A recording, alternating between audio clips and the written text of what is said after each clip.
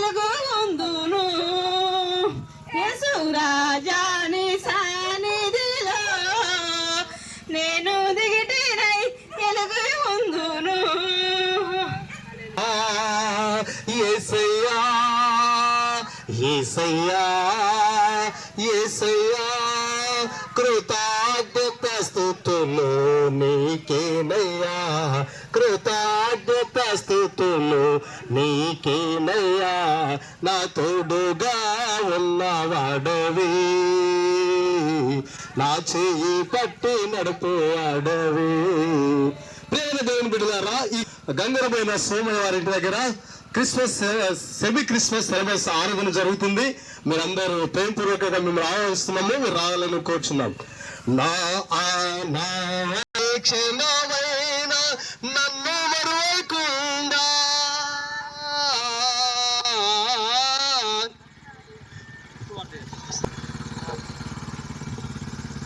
మంచిది. ఉగ్గంపల్లి ప్రాంత ప్రజలందరికీ కూడా శుభాలు తెలియజేస్తా ఉన్నాను. మీ ప్రాంతంలో ఈరోజు దేవుని మాటలు అందించడానికి మీ ప్రాంతానికి వచ్చి ఉన్నాం.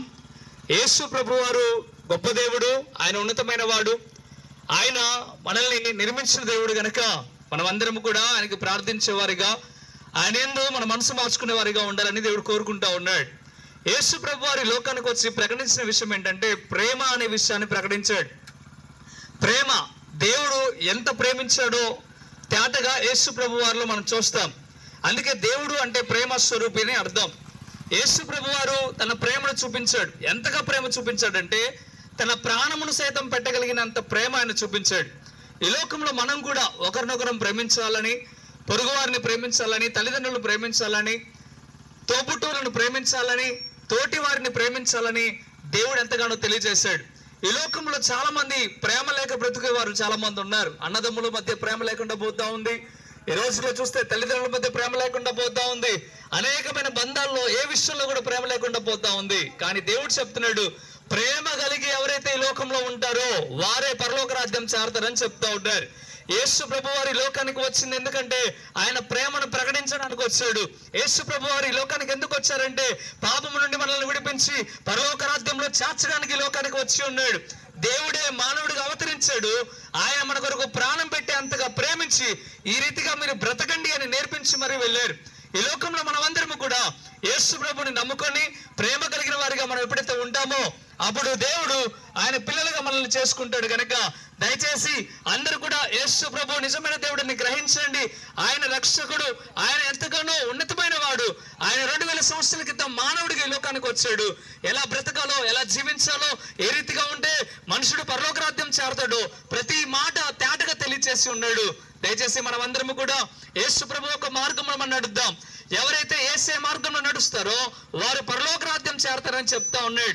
యేసు ప్రభు వారు చెప్పిన మాట, నేనే మార్గమును, నేనే సత్యమును, నేనే జీవమునే ఉన్నాను, నా ద్వారా తప్ప ఎవరు పరలోక రాజ్యం చేరడు అని మాట చెప్పారు. యేసయ్య మార్గములో ఎవరైతే నడుస్తారో అంటే యేసయ్య బతికినట్లు ఎవరైతే బ్రతుకుతారో వారే పరలోక రాజ్యంలో చేరతారు. ప్రేమ కలిగి మనం బ్రతకగలిగితే పరలోక రాజ్యంలో చేరతాము. కనుక సహోదరులారా, సహోదరి, తల్లి, చెల్లి, అన్న, మీ అందరు కూడా ప్రేమతో ఈ మాటలు తెలియచేస్తా ఉన్నాను. ఈ పండుగ సందర్భంలో మీ అందరికి చెప్పే మాట, యేసయ్య గొప్ప దేవుడు, ఆయన నమ్మండి, ఆయన విశ్వసించండి. దేవుడు మిమ్మల్ని, మీ కుటుంబాలను దీవించి ఆశీర్వదిస్తాడు. మీ కొరకు చిన్న ప్రార్థన చేస్తాను. పరిశుద్ధ వందనాలు ప్రభువా, ఈ ఉగ్గంపల్లి ప్రాంత ప్రజలందరిని బట్టి ప్రార్థన చేస్తా ఉన్నాను. అయ్యా, ఈ ప్రాంతంలో ఎంతో మందికి నాయనా నీ సువార్త అందించబడతా ఉంది. వారందరూ కూడా అయ్యా నమ్మి మారు మనసు పొందడానికి సహాయం దయచేయండి.